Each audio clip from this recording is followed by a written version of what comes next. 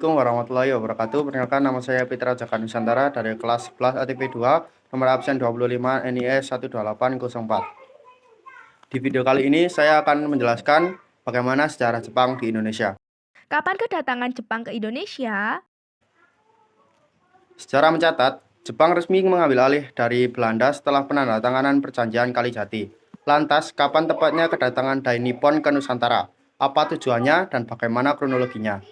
Perjanjian Kalijati yang ditekan tanggal 8 Maret 1942 di Kalijati, dekat Subang, Jawa Barat, merupakan tanda resmi menyerahnya Belanda kepada Jepang dalam Perang Asia Timur Raya atau yang menjadi perangkaian dari Perang Dunia Kedua.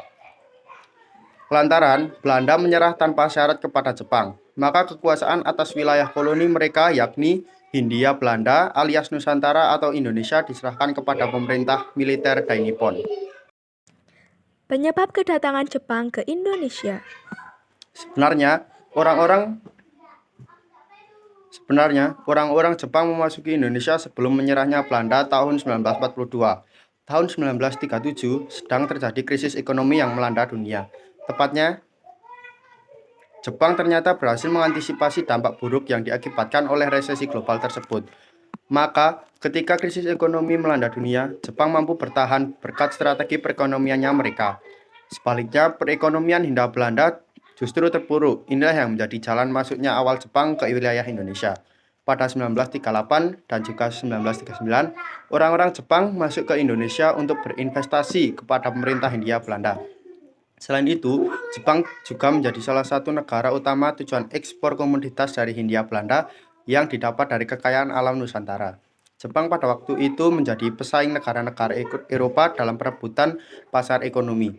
Situasi demikian membuat mereka mampu masuk ke Indonesia pada tahun 1938-1939 untuk berinvestasi kepada pemerintah Hindia Belanda. Kronologi masuknya Jepang ke Indonesia.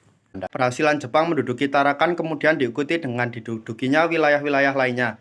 Balikpapan dan Pontianak misalnya, masing-masing berhasil dikuasai Jepang pada tanggal 24 Januari 1942 dan 29 Januari 1942. Samarinda dan Banjarmasin yang direbut Jepang dari Belanda.